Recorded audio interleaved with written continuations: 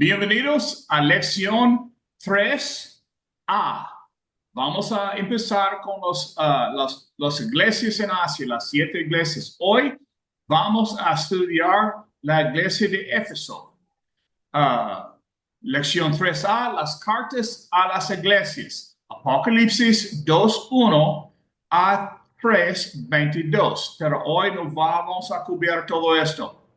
El Señor exaltado, a quien Juan ha visto en su visión inicial, dicta una carta separada a cada una de las 7 iglesias mencionadas en 1 versículo 11.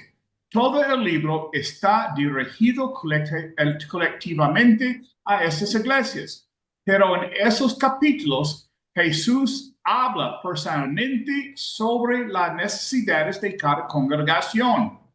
En esta notable porción de las Escrituras, el Señor de la Iglesia habla a las congregaciones locales sobre sus fortalezas y debilidades y da instrucciones directas para el cambio y la mejora.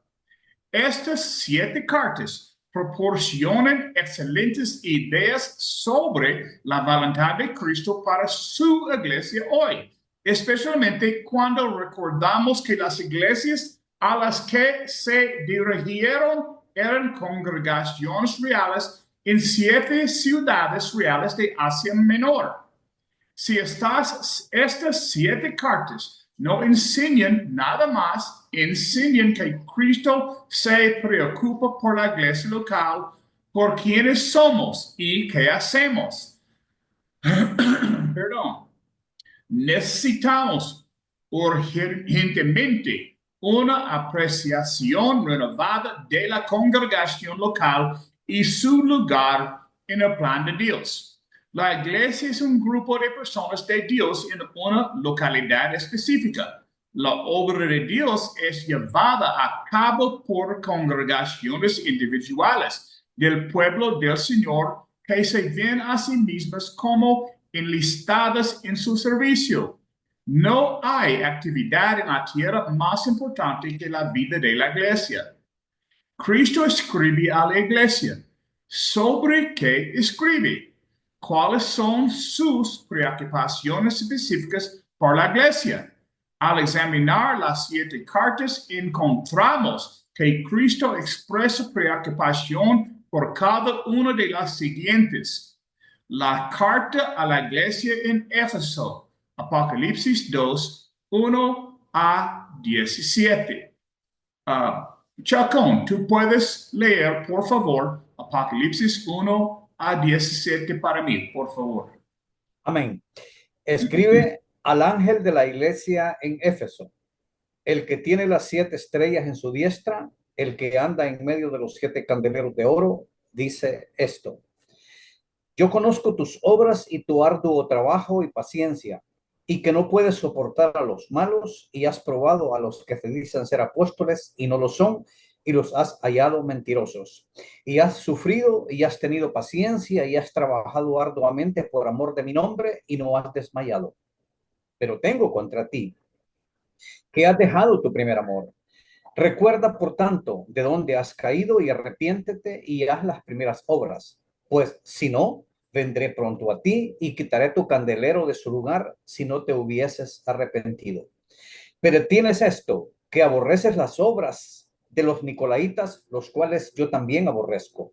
El que tiene oído, oiga lo que el Espíritu dice a las iglesias. Al que venciere, le daré de comer del árbol de la vida, el cual está en medio del paraíso de Dios. Y escribe al ángel ahí, hasta ahí. Oh, lo siento, solo a 7. Yo dije 17, lo siento, pero solo a 7. Ok, perfecto. Mi culpa. Ok. All right. El patrón de las cartas. Primero, momentito. Primero, las cartas de las 7 iglesias siguen un patrón. Cada una comienza con una introducción a la ciudad, al destinatario y a Cristo el autor. Segundo, si hay algo bueno en ellas, el Señor elogia esa bondad. Antes de corregir cualquier problema en la iglesia, la elogia cuando es posible. Después de la elegía, da una corrección. ¿Qué está mal en la iglesia? En dos iglesias no hay nada malo, son lo que Cristo quiere que sean. Después de la corrección, se da una advertencia. La iglesia debe corregir lo que está mal. La advertencia responde a la corrección. La carta concluye con una consolación. Cada carta termina en un nivel muy alto. Hoy vamos a hablar sobre la ciudad de Éfeso. La primera de las 7 cartas está dirigida a la iglesia en Éfeso. Esta ciudad antigua era importante por 3 razones. 1. Comercialmente. Éfeso era importante para el mundo antiguo comercialmente, ya que era un puerto marítimo. Un puerto en el mundo antiguo hace de una ciudad un cruce de caminos. Traía comercio y negocios a la ciudad. Segundo, políticamente, Éfeso era significativa políticamente. Era una ciudad libre de Roma, lo que significaba que podía manejar sus asuntos sin interferencia romana. Roma gobernaba el mundo del primer siglo generalmente con mano de hierro, pero si una ciudad era concedida de su libertad, entonces dentro de ciertos límites podía autogobernarse. Un momentito. Y tercero, religiosamente. Éfeso era importante religiosamente. En Éfeso se adoraba a Diana o Artemisa, la diosa de los efesios. La ciudad, debido a su adoración a Diana, se caracterizaba por la inmoralidad. En su tercer viaje, misionero Pablo llegó a Éfeso y en esta ciudad de inmoralidad y crimen estableció la causa de Jesucristo. La iglesia en Éfeso creció hasta convertirse en una de las grandes iglesias del primer siglo. Una de las cartas de Pablo en el Nuevo Testamento, Efesios, fue escrita a esta iglesia. Jesucristo instruye a Juan para que escriba una carta a la iglesia en Éfeso. La iglesia no había continuado con su patrón de crecimiento. Tenía un problema. Este problema, si no se resolvía, sería fatal para la iglesia en esta área metropolitana. El Cristo, siguiendo el patrón de estas cartas, primero se nos presenta a Jesucristo. ¿Qué dice esta carta sobre Jesús? Escribe al ángel de la iglesia en Éfeso, el que tiene las 7 estrellas en su mano derecha, el que camina en medio de los 7 candelabros de oro. 2 versículo 1. Jesús es presentado como aquel que tiene estrellas en su mano. Según capítulo 1, los candelabros representan las iglesias. 1. Su presencia. Esta imagen de Jesús en Apocalipsis 2 nos dice 2 verdades sobre Cristo. Primero nos habla de su presencia. Él está con las iglesias. Él está entre los candelabros de oro. El Cristo de las Escrituras nunca es un Señor ausente. Él está presente. Cuando dio la gran comisión a sus apóstoles en Mateo 28, dijo, y he aquí, yo estoy con vosotros todos los días hasta el fin del mundo. Mateo 18, 20, él dijo, porque donde están 2 o 3 reunidos en mi nombre, allí estoy yo en medio de ellos. Jesucristo una vez vivió en el mundo en un cuerpo físico. Estaba limitado a donde quiera que ese cuerpo estuviera. Ahora Él puede estar con su pueblo donde quiera que estén. Segundo, su poder. También dice que tiene las estrellas en su mano derecha. La mano del Señor enfatiza el poder. A lo largo de los escritores, la mano de Dios representa el poder de Dios. Cuando Jesús dice que tiene a las iglesias en su mano, muestra que está presente con ellos y con receptores de su poder. Era importante en el primer siglo que las iglesias supieran que tenían el poder de Cristo con ellas porque enfrentaban una oposición poderosa. El imperio romano estaba persiguiendo a los cristianos. También había oposición por parte de los judíos incrédulos. Como resultado, la iglesia primitiva temía por su propia existencia. Satanás es un enemigo poderoso y usó el gobierno y la religión para oponerse a la iglesia. Qué reconfortante debió haber sido para los efesios saber que Cristo estaba presente y que tenía el poder para ayudarlos. La aprobación. Después de la presentación a Jesús en esta carta, se da una aprobación. Había muchas cosas correctas en la iglesia de Éfeso. 1. Conozco tus obras. Jesús dice, yo conozco tus obras. Versículos 2. Esta iglesia se caracterizaba por su trabajo. Era una iglesia activa. La iglesia en Éfeso no descansaba en sus laurales. Estaba involucrada activamente en la obra de Cristo. Segundo, conozco su arduo trabajo. En segundo lugar, él dice, conozco tu arduo trabajo. La iglesia en Éfeso no solo era activa, sino que trabajaba hasta el punto del sufrimiento. Ese era el precio que la iglesia de Éfeso estaba dispuesta a pagar para servir a Cristo. Estaban bajo una carga tremenda, pero estaban dispuestos a soportarla y dar lo que fuera necesario para servir a Cristo. Tercero, 3. Conozco tu perseverancia. En tercer lugar, Jesús dice, conozco tu paciencia o perseverancia. Ellos perseveraban, no se rendían, no simplemente aceptaban sus problemas con resignación, servían con una fortaleza activa. ¿No es esta una congregación digna de reconocimiento? 4. Conozco tu solidez doctrinal. En cuarto lugar, eran sólidos en la doctrina. Él dice, has probado a los que se dicen ser apóstoles y no lo son, y los has hallado mentirosos. En versículo 6 dice, aborreces las obras de los nicolaitas, las cuales yo también aborrezco. Por lo que sabemos, los nicolaitas se consideraban a sí mismos como espíritus libres, se entregaban al placer. Los efesios se opusieron al error, ya fuera en doctrina o en práctica.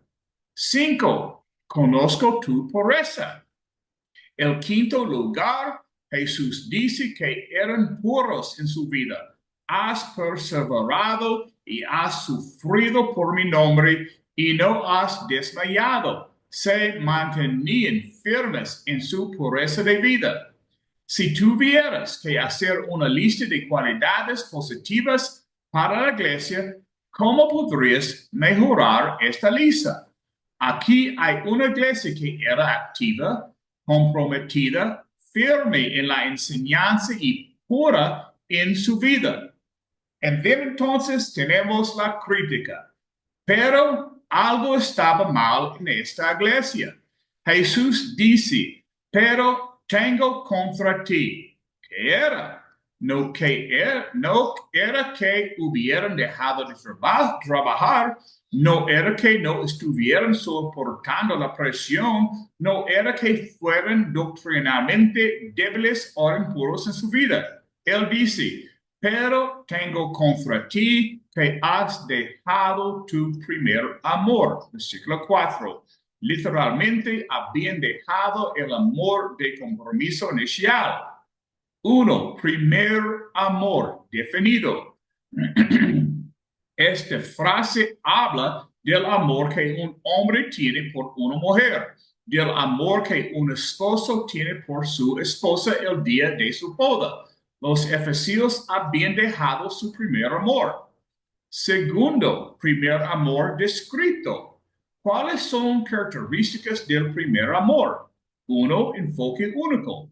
Solo tiene pensamientos para ella. Religiosamente, el primer amor es un compromiso total con Jesús. 2. Emoción.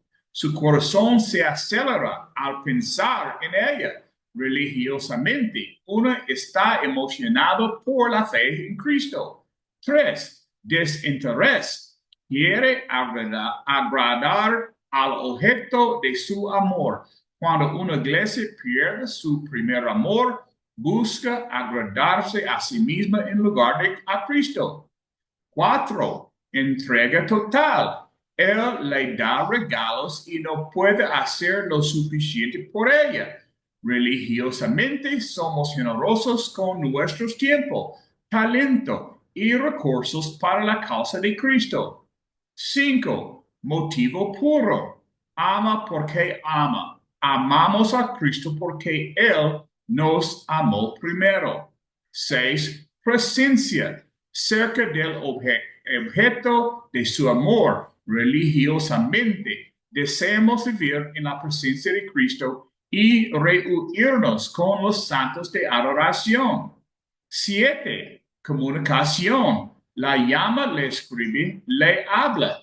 Queremos que Cristo nos hable a través de su palabra y queremos hablar con Él en devoción y oración. La iglesia en Éfeso tenía muchas cualidades admirables y cualquiera que la viera diría: esta es una de las mejores iglesias que he visto, pero Jesús estaba descontento porque habían dejado su primer amor. Ok, es tiempo para preguntas o discusión, comentarios, otras cosas. Yo voy a subir el volumen del grupo de WhatsApp. Ok, ¿alguien tiene preguntas o comentarios?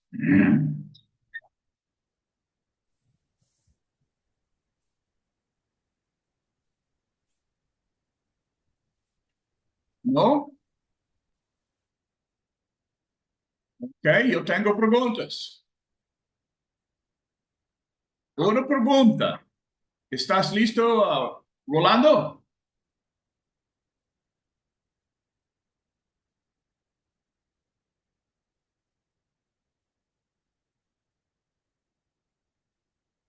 ¿Cuáles eran las fortalezas de la iglesia en Éfeso? ¿Y cómo se comparan con las fortalezas de su propia congregación hoy? La fortaleza de la iglesia, ¿en qué? ¿Cuáles eran las fortalezas de la iglesia en Éfeso? Bueno, la iglesia de Éfeso era reconocida por su arduo trabajo, que trabajaba constantemente para la obra de Dios. Se mantenía constantemente, se esforzaban por mantener, es lo que vemos a través de las escrituras, ¿no? Que nos dice. Okay. Y estaban dispuestos a dar todo lo necesario para la obra de Dios. Aparte de la influencia religiosa que tenía, porque allí había una influencia religiosa muy fuerte por la adoración que le hacían a la diosa Artemisa, a Diana. Sabemos que ahí había un alto poder, pero aparte de eso, la iglesia de Éfeso estaba dispuesta a hacer todas estas cosas. Y entonces ellos tenían su arduo trabajo dándolo todo por llevar adelante. Nosotros acá, hoy día el cristiano debe tener también en cuenta esto, porque las tribulaciones que ellos pasaron en aquel tiempo, en comparada con las que pasamos nosotros, aquellas eran muy fuertes, porque eran perseguidos, porque lo iban a matar. El apóstol lo alerta acerca de estas cosas, y en los capítulos anteriores los vimos. Y entonces vemos que a pesar de todo esto, ellos estaban dispuestos a seguir y mantener la iglesia de Éfeso. Yo vi un reportaje que dio aquí un periodista acerca de aquella iglesia y presentó la ruina donde estaban las iglesias y todas esas cosas por allá. Y en muchos lugares donde muchos cristianos murieron también, presentó allí ese periodista un trabajo muy fuerte. Y es verdad que el libro Apocalipsis fue importante. Okay.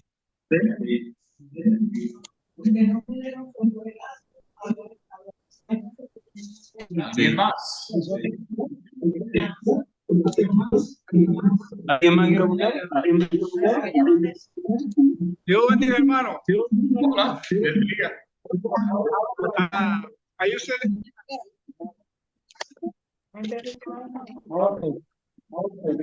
Bueno, a la iglesia de Éfeso me elogiaba mucho por su alto trabajo y que perseveraban. Aunque ellos decían que habían pasado del primer amor, y que Dios les llamado a nosotros, ¿no? Hoy día, que debemos ser con ellos, pero permaneciendo ese amor que nosotros conocimos, el amor de Dios por todas las almas que estaban perdidas, al entregar a su mamá. Entonces, ese es el primer amor que debemos tener presente. Dios fue capaz de entregar a su hijo. El amor más grande que se puede ver en una persona. Que amamos es pequeño, pero oímos esa palabra tan perfecta, capaz de dar esta palabra tan hermosa, es lo que nos llena a nosotros de gozo y de seguir haciendo la obra de Dios, teniendo en cuenta que debemos mantenernos firmes y seguir haciendo la obra que Dios nos ha mandado, seguir predicando el evangelio a aquellas personas que están perdidas, pero principalmente con el ejemplo que debemos dar nosotros. Ese es nuestro testimonio. Okay. Yo. Otro hermano que quiera comentar.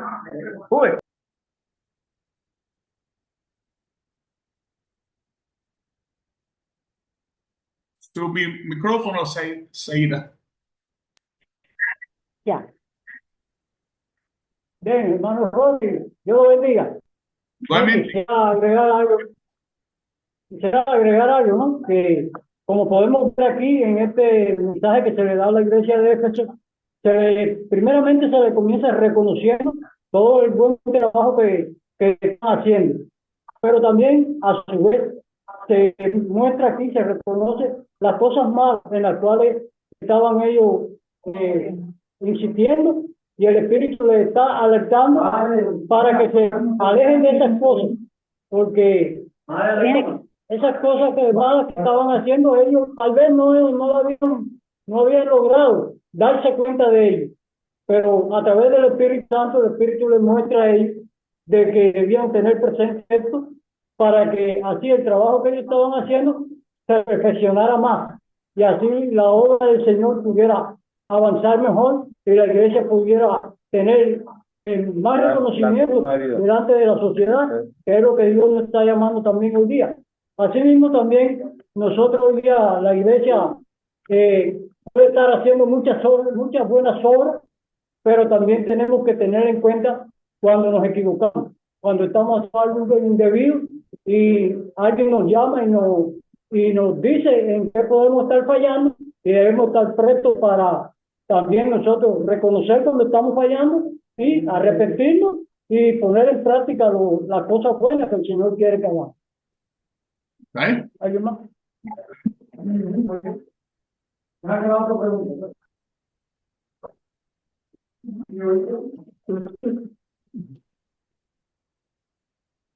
¿Alguien más?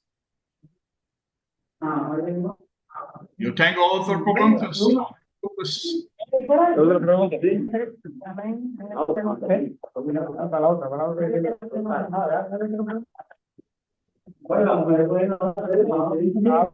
Habla que yo no sé. Vamos a la próxima pregunta, a ver. Ok. Ok. ¿Qué significa haber dejado tu primer amor? ¿Y cómo puede un creyente o una iglesia volver a él? Esa la respondo yo. Adelante, Chacón. Ok, hermano, ya se dijo todo lo bueno de esta iglesia, que era trabajadora, que tenía paciencia, que había luchado contra los nicolaitas, todo eso. Pero Jesús le encuentra un problema. Y el problema es precisamente parte de la pregunta que usted está haciendo, hermano. El problema era que había dejado su primer amor. Pueden haber muchas interpretaciones, pero yo no le doy mucha vuelta. Este asunto es sencillo. Y yo voy a hacer una analogía. Analogía es la siguiente. Cuando usted encuentra su primer y único amor, usted lo trata con dulzura, con cariño, con amor, con pasión, besito en la llegada, besito a la despedida, besito en la frente, besito en las mejillas, besito por todos lados y abracitos y mi amorcito aquí y mi amorcito allá y de la manito, porque es su primero y yo le agrego y único amor. El asunto es que cuando el tiempo va pasando, empieza el hombre, estoy haciendo una analogía, a ser displicente con su amorcito. Ya no la anda de la mano, ya no le importa nada, ya no es detallista, ya no hay cumpleaños, se le olvidó la fecha en que se casaron, se le olvidó todo. Y ese amor ya no es amor, o sea, ya va bajando, bajando, de tal manera que ese amor desaparece. No debería ser así, por supuesto, porque los amores verdaderos son eternos.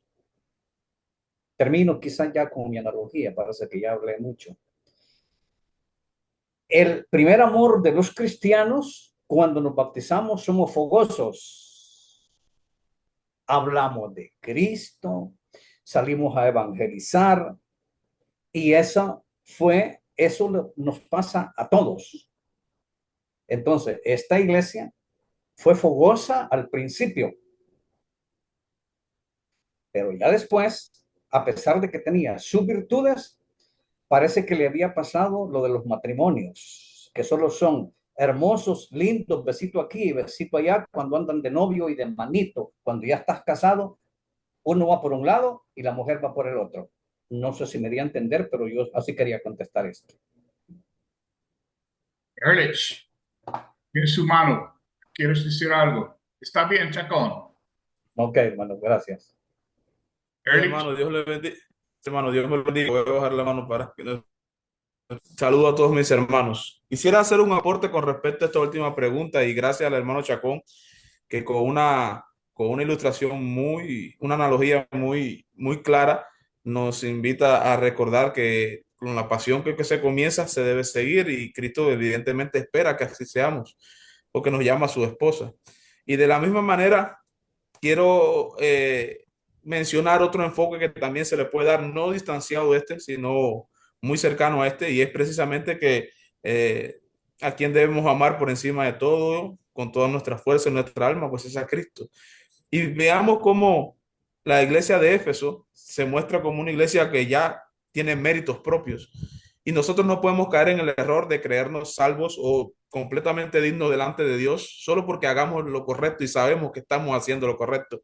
Aún haciendo lo correcto, necesitamos a Cristo, que es nuestro primer, como dice el hermano, primer y único amor. No podemos olvidarnos de Cristo en ningún momento. Nosotros debemos todo lo que somos a Él. Y como debemos todo lo que somos a Él y a nuestro Padre Celestial, nunca podemos olvidarnos de que su ley, su palabra, su amor debe permanecer en nosotros. Nunca debemos olvidar ese primer amor. Recuérdense que la Biblia dice que el amor es que Dios nos amó a nosotros primero y no nosotros a Él. Entonces, ese primer amor es con el que nos trata Dios a nosotros y nunca podemos olvidarlo y pensar que las obras, la paciencia que hemos alcanzado, que sí son buenas, evidentemente Cristo las alaba, es suficiente para alcanzar la presencia de Dios. Estos son sencillamente son testimonio de que ya la hemos alcanzado porque el primer amor lo hemos recibido. Entonces es un aporte que quería dar a la analogía maravillosa que ha hecho mi hermano Chacón. Ok, Chacón, tú tienes más por decir, Chacón. Yo vi su manito. Sí, no, así está bien. So, ¿cómo una iglesia puede perder su primer amor? I mean, obviamente puede pasar.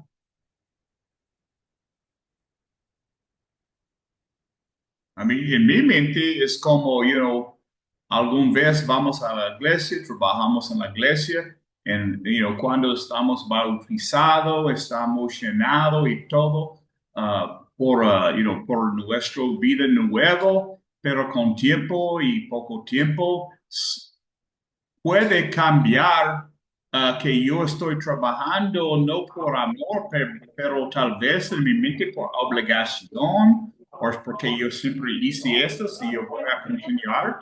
Hola, adelante, adelante. Adelante. Creo que funciona. Creo que más bueno de nuestro primer amor, creo que es dejando de congregar, como dice el sentido. Y también por la falta de comunicación con Dios, o sea, la falta de oración.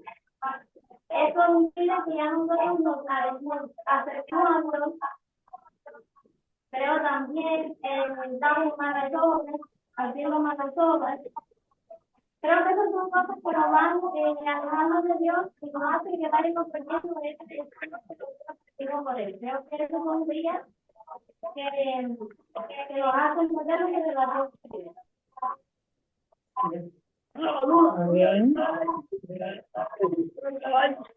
Hola, Rosy. Hola, hermana.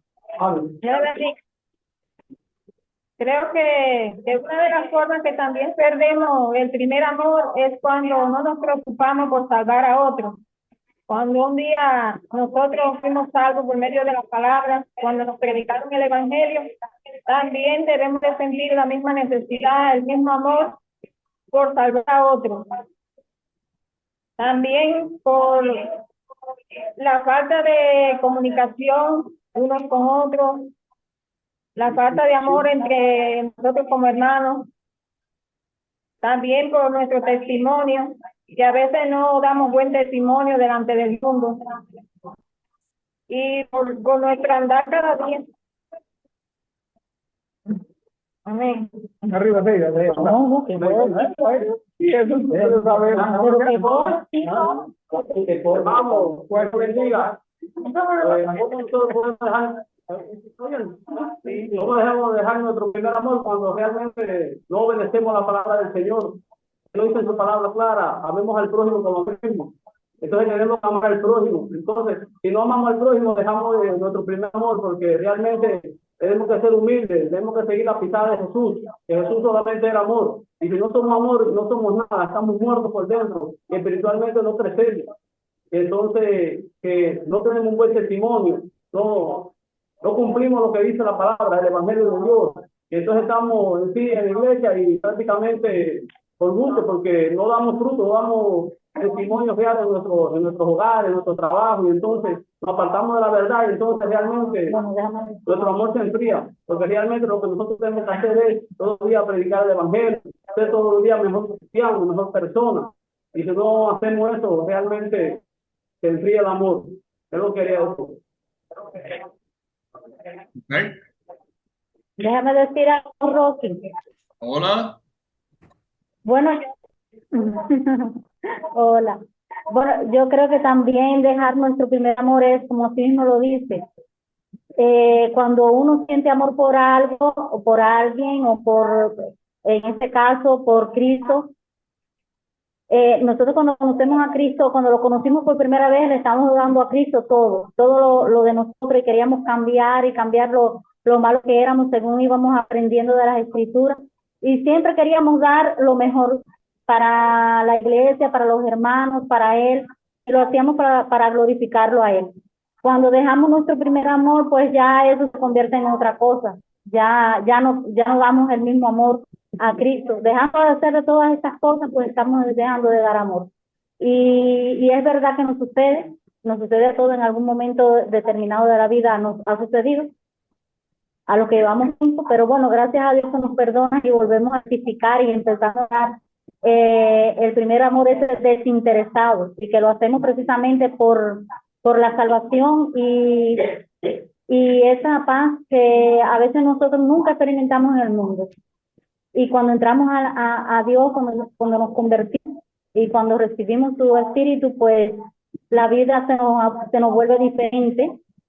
Y le damos gracias a Dios porque tenemos la oportunidad de, cuando realmente nos percatamos que hemos dejado de dar amor a Cristo como Él se merece, pues Él nos perdona y nos vuelve a aceptar otra vez, y tenemos la oportunidad de rectificar y volver a empezar a dar amor a Él.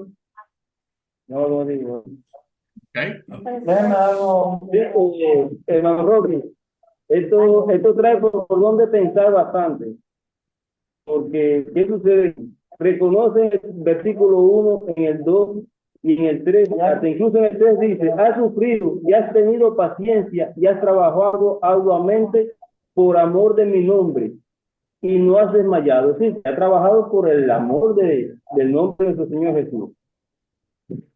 Pero tengo contra ti que has dejado tu primer amor. Es decir, que parece que hacían cosas que es como dice el refrán: crea fama y acuéstate a dormir. Dejaron de hacer las cosas porque ya creían que habían trabajado bastante y se creían suficientes. ¿Me entiendes? Pero en el Señor nunca uno termina. Uno comienza, como dice la palabra de Dios, pone la mano en el arado y no mira atrás. Parece que ellos se habían enfriado un poquito y le está señalando esto, porque le dicen el 5: recuerda por tanto de dónde has caído y arrepiéntete y haz las primeras obras, pues si no, vendré pronto a ti y te quitaré tu candelero de su lugar si no te hubieres arrepentido. Es decir, que le dice ahí que tienen que hacer las primeras obras que empezaron. Ellos empezaron con un amor ferviente, de hacer las cosas, pero parece que se enfriaron un poco y se decayeron, se confiaron. ¿Me entiendes? Y entonces Dios quiere que nuestro trabajo sea así, sea arduo, sea constantemente, y que no desmayemos en ningún momento. Hasta ahí era mi... Sí, Rocky, hola Rocky, hola Erlich y hola Chacón. Bueno, precisamente de lo que quería hablar tenía que ver con lo que dijo el hermano Andrés. Realmente la iglesia de Éfeso, la cual el Espíritu mismo reconoce el buen trabajo que había hecho durante tiempo. Quizás Pablo fue uno que inauguró, abrió la iglesia de Éfeso como otras tantas, y tenían la idea exactamente de cómo trabajar para mantener una obra en esa zona de Asia Menor. Pero con el paso del tiempo parece que perdieron la orientación del Espíritu. Ellos mismos empezaron a hacer una obra no para agradar a Dios, sino para agradarse a sí mismos. Y empezaron a tener una actitud en apariencia, no realmente con el propósito por el que realmente debemos hacer. Y cuando perdemos esa orientación del Espíritu, que es hacer la primera obra, que es mantener precisamente el fuego del Espíritu en nosotros por tener en nuestra vida lo primero Dios, o lo primero Jesús, y el amor hacia Cristo y hacia la iglesia. Cuando perdemos eso, entonces caemos en el mismo estado que cayó la iglesia de Éfeso. Yo creo que la forma de regresar, como la pregunta tiene que ver con esto también, la forma de regresar al primer amor es que todos los miembros del cuerpo pongamos en prioridad de nuestra vida al Señor, a Jesús, porque la iglesia es la esposa y Cristo es el esposo. Como bien decía Chacón en su comparación o su analogía, cuando en el matrimonio se pierde ese amor del inicio por el paso del tiempo, solamente nos queda una cosa: sentarnos, reflexionar y volver a ese inicio otra vez. Eso mismo es la iglesia. Tenemos que sentar, reflexionar y volver a aquel primer amor. No se puede perder el amor o la tentación al primer amor, que es tener a Cristo primeramente en nuestra vida. El hermano Andrés daba un estudio el miércoles pasado que tenía que ver con Mateo 6, el afán y la ansiedad. Muchas veces nos preocupamos tanto en otras cosas que nos alejamos de Dios y no nos damos cuenta que el versículo 33 de Mateo 6 nos dice: mas buscar primeramente el reino de Dios y su justicia, y todas las cosas nos serán añadidas. Yo creo que no debemos perder eso, porque el Espíritu nos está llamando a que mantengamos una buena orientación en cuanto a la sujeción a la cabeza, porque es la cabeza y nosotros somos la otra parte del cuerpo, y tenemos que estar sujetos a esa cabeza, buscando primeramente las cosas que son de arriba, las cosas que son espirituales. Por eso Pablo hacía tanto énfasis a que no nos enfoquemos en las cosas terrenales, sino en las cosas que son de Dios. Yo creo que la analogía del hermano Jacob fue muy buena y nos hace reflexionar en todos los sentidos del matrimonio como en los casos de la iglesia, para que nosotros no caigamos en lo mismo que cayó Éfeso en aquella época, cuando era lo único que el Espíritu le había señalado, que había dejado su primer amor. Ok, Erlich, tú tienes tu manito. Ok, hermano, sí, agregando sobre este punto, ¿cómo podemos perder? La pregunta es, ¿cómo podemos perder ese primer amor? Pues hay ejemplos en la Biblia y se me ocurre rápidamente el ejemplo de Demas.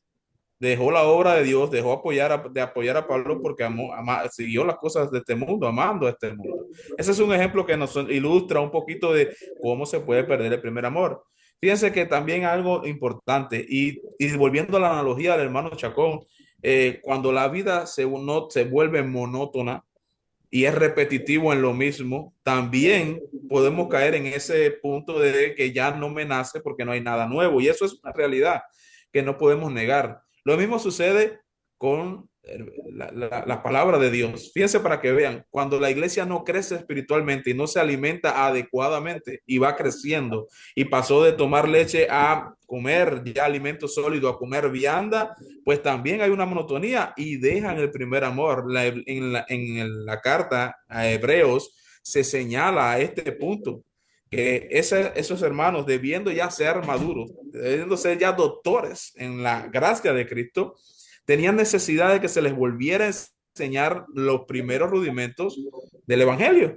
Entonces, esta forma de pensar, de que no quiero crecer, de que no quiero alimentarme, nos hace caer en un círculo vicioso que no nos permite desarrollarnos y nos puede hacer perder el amor. David en el Salmo 119, versículo 121 al 128, es maravilloso como él decía que sus ojos habían desfallecido en la ley de Dios, buscando la ley de Dios, como que se quedaba dormido leyendo la palabra de Dios. Pero aún así decía, dame más, Señor. Quiero entender tus estatutos. Quiero que tú me enseñes cuál es tu voluntad. O sea, ese es el verdadero amor, el deseo de seguir alimentándose.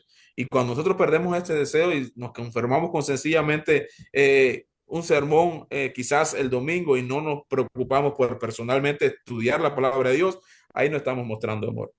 Volver al primer amor es precisamente esa curiosidad, por llamarlo de alguna manera, de seguir buscando a Dios, seguir conociendo a Dios, dónde está Dios, cómo se manifiesta, cómo se comporta, buscar todos los estudios que puedas, compartir con mis hermanos y ponerlos en práctica, porque de nada sirve que tengamos obras mecánicas como robots y que ¿acaso puede un robot sentir algo? Podemos programar un robot, una computadora que haga una misma tarea miles, millones de veces, pero nunca va a poder demostrar sentimientos, al menos no genuinos.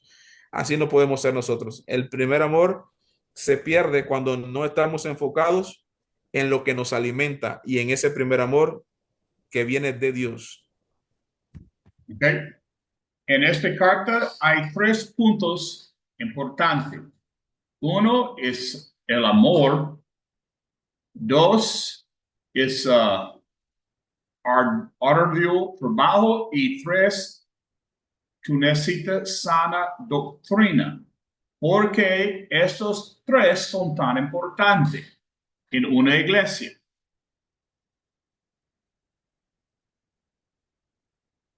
¿Qué significa? Para seguir y luego le doy paso a los demás hermanos, mi hermano. Bueno, No, amor. Alguien puede contestar, no es para solo a ti, Erlis, es por todos, pero adelante.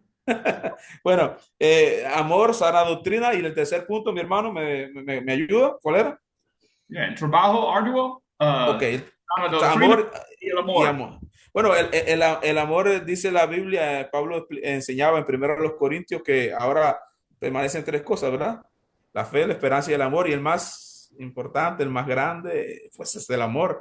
Piensa cuán importante es, porque es que el amor es un atributo de Dios y es el atributo que más nos ha beneficiado a nosotros, el atributo de Dios que nos toca y que nos beneficia precisamente es el amor, o al menos el que más. El otro es el trabajo arduo. Pues dice la Biblia que la fe sin obra es muerta. Y tenemos que entender que es importante que el trabajo arduo para la obra de Dios tiene recompensas celestiales. Y esos son premios que nosotros debemos anhelar también. Entonces, tenemos el amor, tenemos lo, eh, los trabajos arduos y la sana doctrina. A Timoteo se le dice, cuídate, ten cuidado de ti mismo y de la doctrina, ¿verdad? De la doctrina y de ti mismo. Haciendo esto, te salvarás a ti y a los que te oyeren. ¿Por qué es necesario ser celoso? Porque dice la Biblia que Jesucristo se santificó para sí un pueblo propio celoso de buenas obras. Y dice en Éfeso que estas buenas obras Dios las preparó de antemano para que nosotros anduviésemos en ellas. Fíjense qué interesante. La doctrina es tan importante que ya Dios había preparado qué quería que nosotros hiciésemos. Cómo quiere que le adoremos. Cómo quiere que compartamos entre nosotros y cómo quiere que pensemos, lleguemos a pensar en algún momento. Pues tenemos que ser celosos de eso que Dios ha establecido. Por eso es tan importante. Y la Biblia dice de Dios mismo en Éxodo 34, versículo 14, porque Jehová cuyo nombre es celoso, Dios celoso es. Nosotros como pueblo de Dios debemos tener el mismo respeto y el mismo celo por lo que Dios ha establecido. La doctrina es importantísimo cuidarlo, tan importante como que nos podemos perder si nos salimos de ella en cualquier momento. Okay. All right, Rolando, yo tengo una pregunta por los estudiantes. ¿Ok? Versículo 5. ¿Qué quiere decir? ¿Qué quiere decir Jesús cuando dice, quitaré tu candelero de su lugar? ¿Y cuáles serían las consecuencias de eso hoy en día? ¿Qué quiere decir Jesús cuando dice, quitaré tu candelero en su lugar?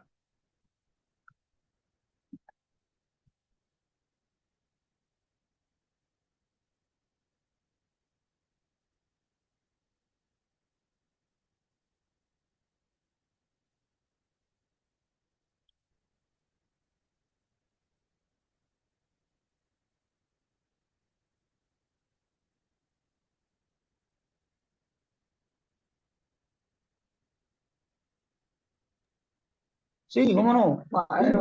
Venga. Bueno, yo creo que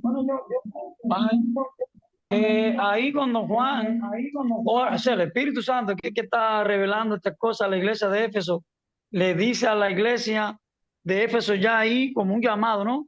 Que rectificaran de una forma arrepentida de las cosas de lo que habían caído. O sea, el Espíritu reconoce primeramente las cosas buenas que tenía la iglesia, pero luego le habla acerca de lo que estaba mal en ello con mi iglesia. Y cuando le dice que quitaré el candelero, ¿no? ¿Qué más? De su lugar, estaba hablando de que la iglesia, si no se arrepentía, no iba a poder tener parte en el reino. Yo creo que está haciendo un llamado a que todos los miembros como tal rectificaran, porque de lo contrario, si no hacía, no rectificaban en su error, era difícil que pudieran tener parte en el reino. Yeah. ¿Alguien más? Eh, Sí, recuerdo, los 7 Ah, candeleros Candelero, sí. son las 7 7 iglesias. iglesias. Okay. Well, en mi mente, cuando yo leí esto, dice, él va a quitar tu nombre de la lista de iglesias míos. Amén. Es como yo leo eso. Sí. Este es muy serio. Este Así. explica tan serio es, tú tienes que tener el amor, tú tienes que tener sus obras, tú tienes que tener sana doctrina, o él no va, how do you say to recognize, correctly? Reconocer. Yeah. Reconocer. So, yo hice muy bien hoy, es la primera palabra hoy. Reconozca. ¿Entiendes? So, el amor es muy importante. And yo no estoy, yo trabajo por amor. Yo no puedo trabajar para ganar mi salvación porque yo no vivo correcto en toda mi vida. Yo tengo muchos pecados del pasado. Yo no puedo pagar a Cristo por todos los pecados que cometí en mi vida. Es imposible. Pero yo trabajo por Cristo porque yo amo su salvación, yo amo su sacrificio, yo amo todo que Dios me dio en esta vida. Esto es porque yo quiero trabajar por Dios, ¿entiendes? No es porque yo necesito la iglesia por 6 puntos, yo necesito poner una ofrenda por 10 más puntos, y pero yo necesito ganar como unos 67 o 68 para pasar a cielos. Eso no funciona. Tú vas a perder tu amor si tú estás enfocado en las obras y no en Cristo. Cuando estás enfocado en Cristo, entonces tus obras van a mejorar y expandir, y tú vas a tener más fruta en tu iglesia. Porque obras son obras, pero obras no producen fruta. Ellos ayudan para producir fruta, pero ellos no producen. Solo Dios puede. ¿Quién aquí puede hacer una naranja? Nadie. Tú puedes cosechar una semilla, tú puedes poner agua, pero tú no puedes hacer nada. Solo Dios. Ok, lo siento. Adelante. ¿Alguien más? ¿Nada? Yo bendiga, hermano. Buenos días. Sí, Buenas quería tardes. decir que ahí recuerda de donde han caído. Es decir, que estaba hablando de que habían caído de su primer amor. Cuando uno cae del primer amor, es decir, que uno ha desobedecido, es decir, que ha negado la fe. Y cuando tú niegas la fe, es decir, que te has olvidado totalmente de Dios. ¿Y qué va a hacer Dios? Te quita el candelero. Es decir, que vas a perderte. Porque si no te arrepientes delante de Dios, si no nos arrepentimos, no vamos a alcanzar nada de parte de Dios. Es decir, que necesitamos arrepentirnos y comenzar a hacer las primeras obras que a Dios le agrada. Amarlo primeramente y mostrar ese amor a todo el mundo que nos rodea. Dios me lo bendiga. Igualmente. Ok, ¿qué promesa se da al que venciere? ¿Y cómo brinda eso esperanza y motivación en los cristianos hoy? ¿Cómo la pregunta? ¿Puedes repetir? ¿Cuál es la promesa que se da a esta iglesia al que venciere? ¿Y qué, Siglo 7. exacto, y qué esperanza pues trae a los cristianos de hoy en día, a nosotros? Sí, lo mismo. Podemos comer de la árbol de vida. Si seguimos Cristo, podemos comer. Hace una hora, ¿alguien tiene algo más antes cerramos? ¿Una conclusión, un comentario?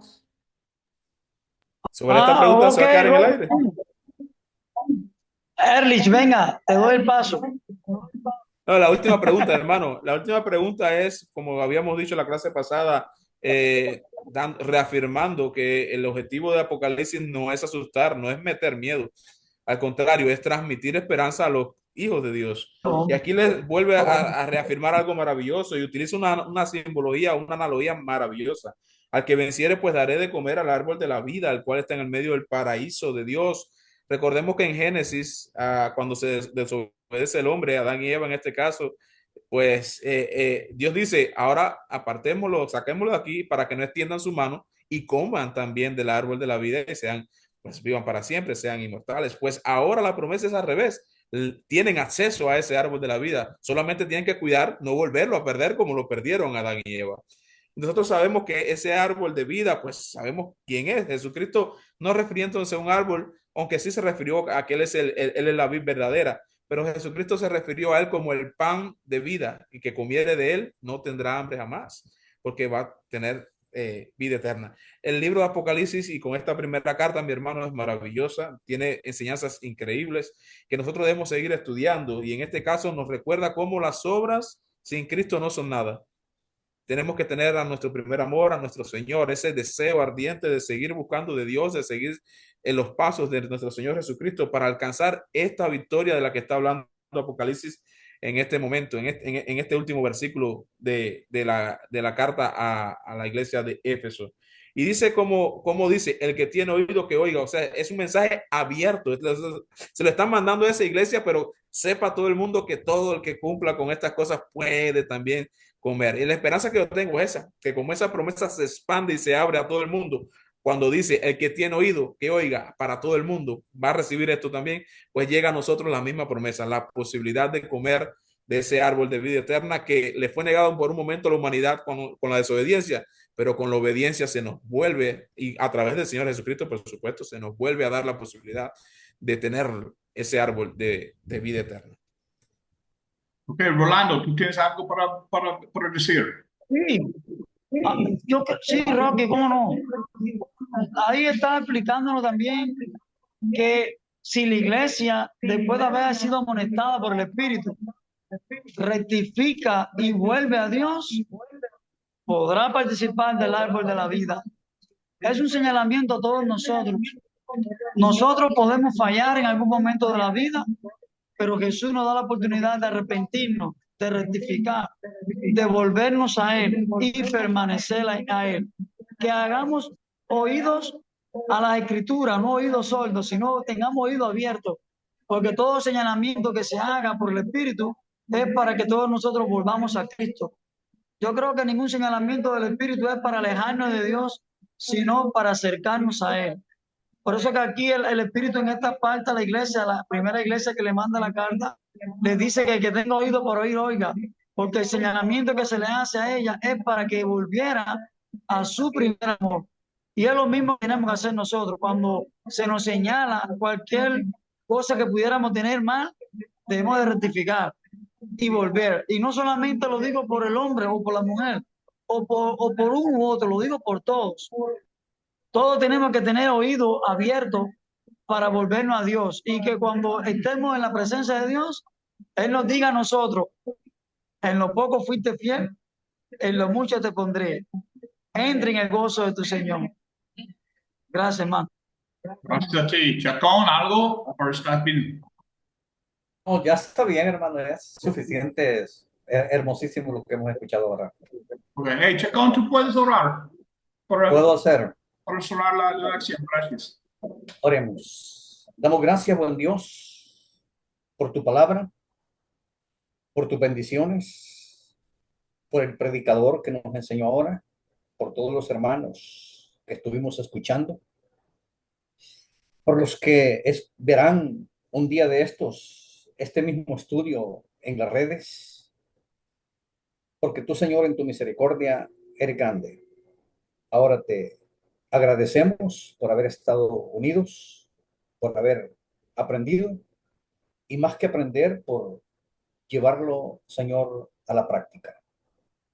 Ahora te suplicamos que nos bendigas a todos, que los que estamos en nuestros hogares sigamos, Señor, estudiando, que tengamos paz, que tengamos tranquilidad y que nos podamos volver, Señor, a mirar el próximo martes.